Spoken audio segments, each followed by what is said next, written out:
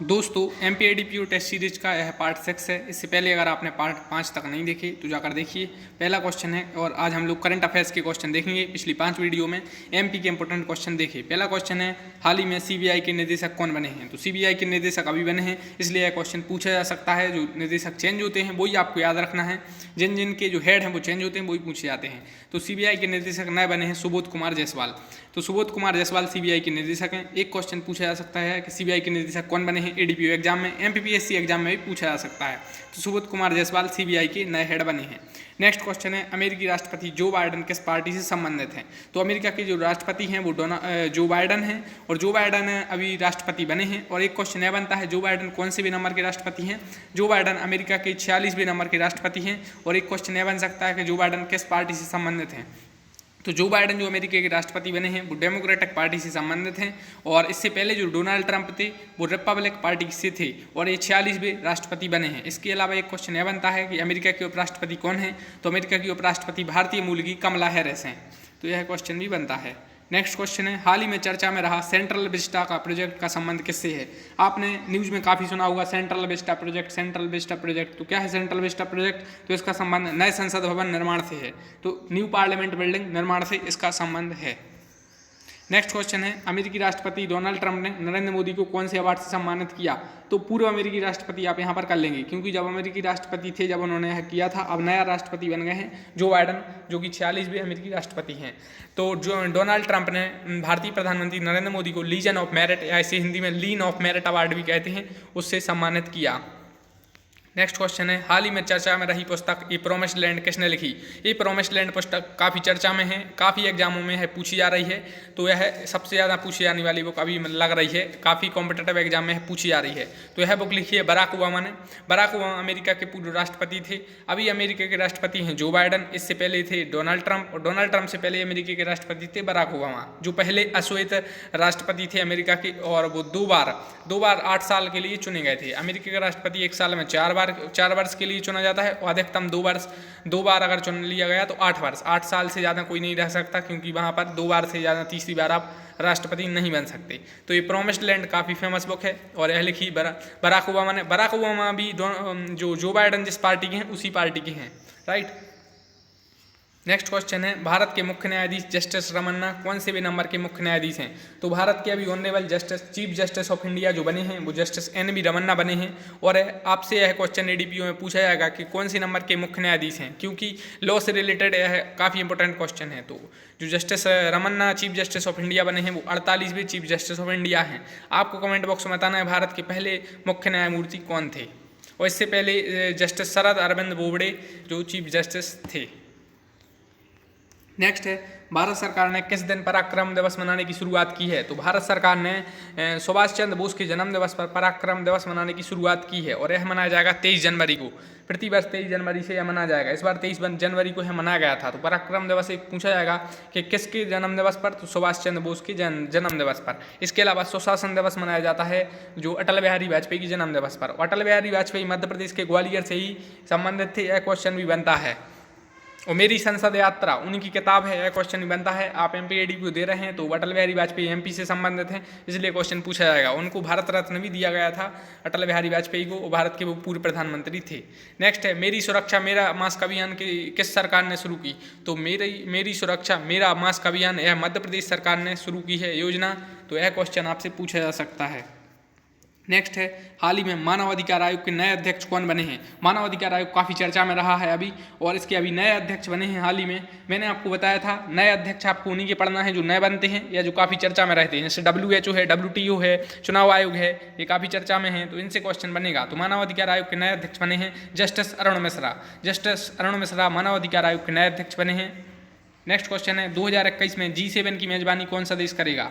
G7 का मतलब होता है ग्रुप ऑफ 7। इसमें 7 बड़े देश आते हैं, और इसकी मेजबानी ब्रिटेन करेगा, और भारत भी शायद इसमें वर्चुअल मोड में आमंत्रित है। तो 2021 में G7 की मेजबानी कौन सा देश करेगा? ब्रिटेन करेगा। ब्रिटेन एक यूरोपियन कंट्री है और यह ब्रेक्जिट से बाहर हो गया था। एक क्वेश्चन यह बनता है अभी हाल ही में ब्रेक्जिट से कौन सा देश बाहर हुआ? तो वो ब्रिटेन हुआ। ब्रेक्जिट का मतलब होता है ब्रिटेन प्लस एग्जिट, मतलब ब्रिटेन यूरोपियन यूनियन से बाहर हो गया था। यूरोपियन यूनियन में यूरोप के कंट्री हैं, सो उससे ब्रिटेन बाहर हो गया था। तो G7 की मेजबानी ब्रिटेन करेगा। इसमें जैसे रूस G7 का मेंबर नहीं है। हाँ, एक क्वेश्चन यह भी पूछा जाता है कि G7 के कौन कौन से मेंबर कंट्री हैं, तो मैं आपको बता देता हूँ। जैसे इसमें ब्रिटेन है, फ्रांस है, कनाडा है, अमेरिका है और इटली है, जापान भी है। तो इस टाइप के क्वेश्चन, इस टाइप के कंट्री इसमें हैं। G7 में जापान भी है, रूस नहीं है G7 में, है आपको याद रखना है। और इंडिया भी G7 का अभी मेंबर नहीं है, राइट। नेक्स्ट है तमिलनाडु के नए मुख्यमंत्री कौन बने हैं? तो अभी चुनाव हुए थे, नए मुख्यमंत्री बने हैं, तो यह पूछे जाएंगे।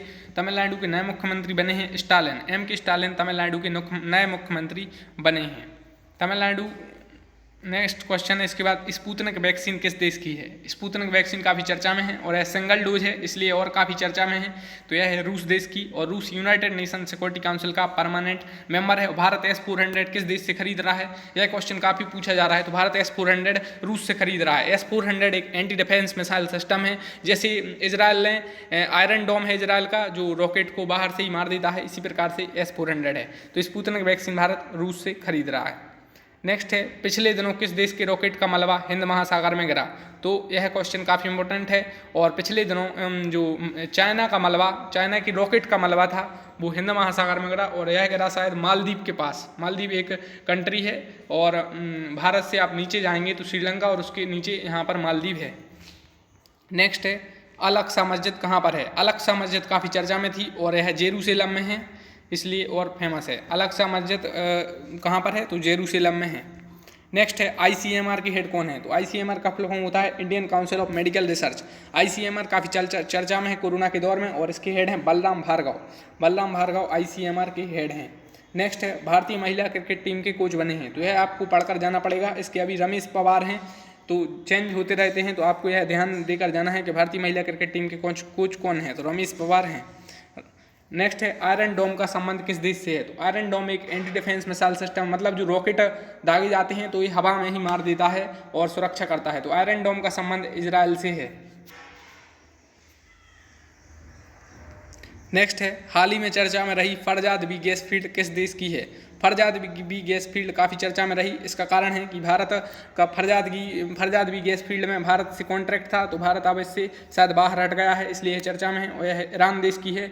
ईरान की कैपिटल तेहरान है और ईरान एक मतलब एशियन कंट्री है ईरान। और चाबहार बंदरगाह कहाँ पर है, एक क्वेश्चन पूछा जाता है, तो यह ईरान में है। और भारत चाबहार बंदरगाह में भारत काफ़ी इन्वेस्ट कर रहा है, तो इसलिए और चर्चा में। तो ईरान चाबहार बंदरगाह कहाँ पर? ईरान में है। और फरजाद बी गैस फील्ड किस देश की है? तो यह भी ईरान की है। ईरान की कैपिटल तेहरान है। और अमेरिका ईरान न्यूक्लियर डील काफ़ी चर्चा में है, इसलिए भी क्वेश्चन बन सकता है।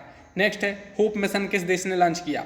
होप मिशन लॉन्च किया है UAE ने। अब क्वेश्चन इसलिए पूछा जा सकता है, UAE होप मिशन लॉन्च करने के बाद अरब पेनिनसुला है, अरब देशों का पहला ऐसा अरब देश बन गया है जिसने एक भारतीय ग्रह के अलावा कुछ दूसरे ग्रह पर एक उपग्रह छोड़ा है। तो मतलब इसने होप मिशन लॉन्च किया है UAE ने। UAE का फुल फॉर्म है यूनाइटेड अरब एमिरेट्स, और यह किया है मंगल ग्रह के लिए लॉन्च। तो होप मिशन किस देश ने लॉन्च किया? UAE ने। किस ग्रह से रिलेटेड है? मंगल ग्रह से। और अभी मंगल ग्रह पर ही चाइना दूसरा देश बन गया है जिसने उसने अपना रोवर मंगल ग्रह की सतह पर उतार दिया है। तो यह क्वेश्चन इसलिए मंगल ग्रह काफ़ी चर्चा में है। नेक्स्ट है, किस देश ने हाल ही में मंगल ग्रह पर रोवर को उतारा? तो रोवर को उतारा मंगल ग्रह पर, यह क्वेश्चन आए तो आपको चीन लगाना है। चीन ने मंगल ग्रह पर रोवर को उतार दिया है, दूसरा देश बन गया है। जैसे अपन लोग लैंडिंग कर रहे थे चंद्रमा पर, सॉफ्ट लैंडिंग, तो उसने ऐसी मंगल पर लैंडिंग कर ली हो। यूनाइटेड स्टेट्स ऑफ अमेरिका यानी अमेरिका के बाद वो दूसरा देश बन गया है चीन।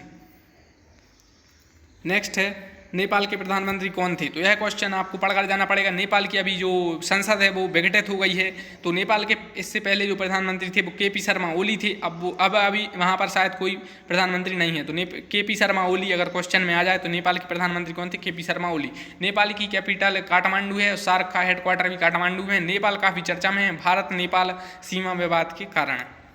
नेक्स्ट है, आंग सान सू की का संबंध किस देश से है? आंग सान सू की काफ़ी फेमस है अभी, और इनका संबंध म्यांमार से है। म्यांमार में अभी आर्मी रूल लग गया है और म्यांमार काफ़ी चर्चा में है। म्यांमार आसियान का मेंबर है। आसियान मतलब association of south east Asian nation, जिसमें 10 देश हैं।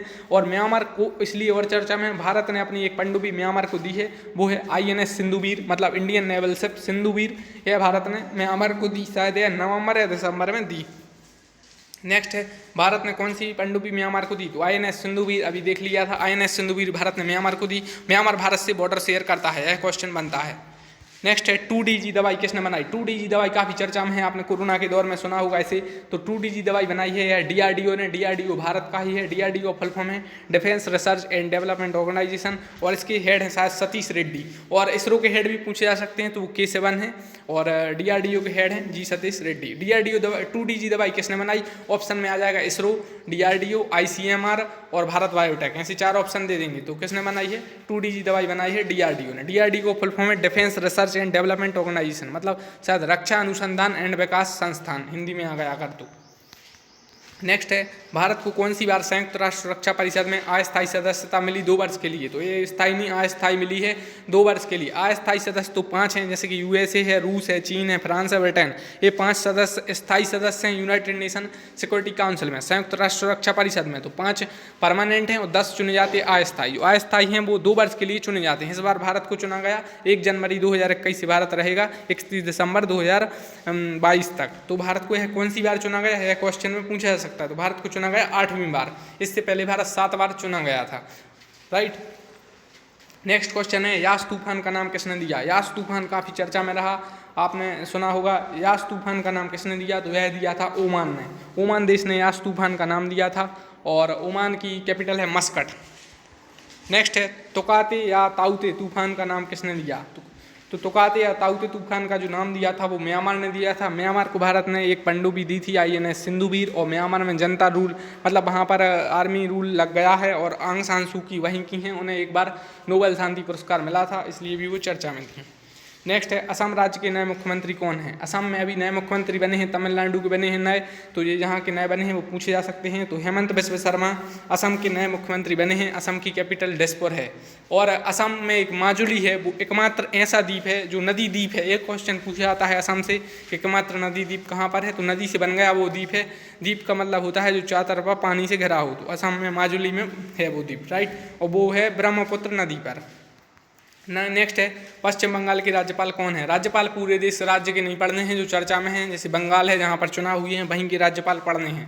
तो पश्चिम बंगाल के राज्यपाल हैं जगदीश धनखड़, जैसे दिल्ली के आपको उपराज्यपाल पढ़ने हैं, और जे ऐसे सब राज्यों के पढ़ने हैं। तो पश्चिम बंगाल के राज्यपाल हैं जगदीश धनखड़। नेक्स्ट है, WHO के हेड कौन है? पूरे हेड नहीं पढ़ने हैं, WHO और WTO है, जैसे चुनाव आयोग है जो चर्चा में रहते हैं, CBI है, नए हेड बदले कहेंगे तो वो आपको पढ़ने हैं। ICMR के एम्स के हेड कौन है? जी सब आपको पढ़ने हैं। तो WHO के हेड हैं टेड्रस एधनोम, टेड्रस एधनोम है, और ये शायद इथोपिया के हैं। तो WHO के हेड है टेड्रस एधनोम। आप इसके बाद देखते हैं नेक्स्ट, आपको इंपॉर्टेंट प्राइम मिनिस्टर बताने हैं जो काफ़ी चर्चा में थे, जैसे जापान के नए प्रधानमंत्री बने थे वो कौन है, ब्रिटेन के कौन है, और ब्राज़ील के कौन है? तो जापान के हैं योशिहिदे सुगा, और इससे पहले थे शिंजो आबे थे, अब बन गए थे योशिहिदे सुगा, इसलिए यह क्वेश्चन पूछा जा सकता है। ब्रिटेन के बोरिस जॉनसन हैं, G7 की अध्यक्षता ब्रिटेन कर रहा है। ब्राज़ील के जेयर बोल्सोनारो हैं, उनके खिलाफ काफ़ी विरोध हुए थे, इसलिए यह क्वेश्चन बन सकता है। और ब्राज़ील काफ़ी चर्चा में रहा क्योंकि वहाँ पर भी कोरोना वायरस काफ़ी इफेक्टेड रहा। तो जापान, ब्रिटेन और ब्राज़ील इंपॉर्टेंट हैं, और भी देखेंगे। तो वीडियो को लाइक नहीं किया तो लाइक करिए, चैनल को सब्सक्राइब करिए। अगर आप MP ADPO की तैयारी कर रहे हैं तो आप चैनल को जरूर सब्सक्राइब के साथ साथ बेल आइकन भी दबा लें।